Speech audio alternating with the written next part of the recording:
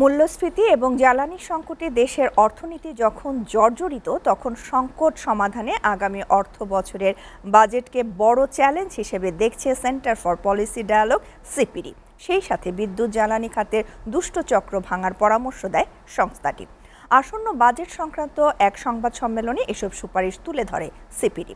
সরকারি বেসরকারি চাকরিজীবীদের বেতন বৃদ্ধি এবং করমুক্ত আয়সীমা বাড়িয়ে 4 লাখ টাকা করার দাবি ওঠে সুপারিশমালায়। সাজ্জাদ জাহানের প্রতিবেদন।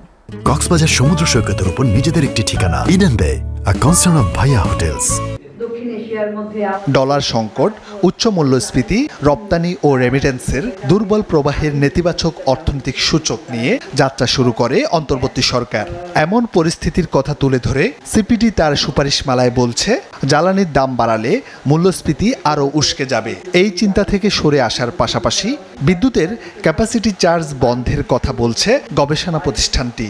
আমাদের যে বিদ্যুৎ উৎপাদন ব্যয়, যেটা কমানো সম্ভব, আমরা যদি ডোমেস্টিক গ্যাস এক্সপোর্ট করে গ্যাস থেকে করি, নবায়নযোগ্য জ্বালানিতে যাই এবং এই ক্যাপাসিটি পেমেন্ট এবং যে মূল্যে আমরা বিদ্যুৎ কিনি সেটাকে রিনেগোশিয়েট করি, তাহলে কিন্তু বিদ্যুৎ উৎপাদন ব্যয় কমবে, আমরা ভর্তুকিও কমাতে পারব। জীবনযাত্রার ব্যয় সামাল দিতে সরকারি ও বেসরকারি চাকরিজীবীদের বেতন বাড়ানোর সুপারিশ করছে সিপিডি। সেই সঙ্গে জুলাই বিপ্লবে আহত নিহতদের জন্য বাজেটে আলাদা বরাদ্দ রাখার প্রস্তাব করা হয়েছে। যে 2024 জুলাই আন্দোলনের সময় আমরা জানি যে তথ্য হিসাবে দেখে আমরা জানি যে 1400 নিহত হয়েছেন এবং 14,025 জন আহত হয়েছেন। এটা OHCHR 2025-এর তথ্য। এদেরকে এই ক্ষতিগ্রস্তদের আর্থিক সহায়তার জন্য বাজেট থেকে একটি অংশ বরাদ্দ করা অত্যন্ত জরুরি। এর কারণে ক্ষতিগ্রস্ত বেশি, যাদের উপর চাপ বেশি পড়ে, ওই যে ভর্তুকির টাকাটা সাশ্রয় হবে, সেই টাকাটা সামাজিক নিরাপত্তা বেষ্টনীর কাজে ব্যবহার করার কথা আমরা বলেছি।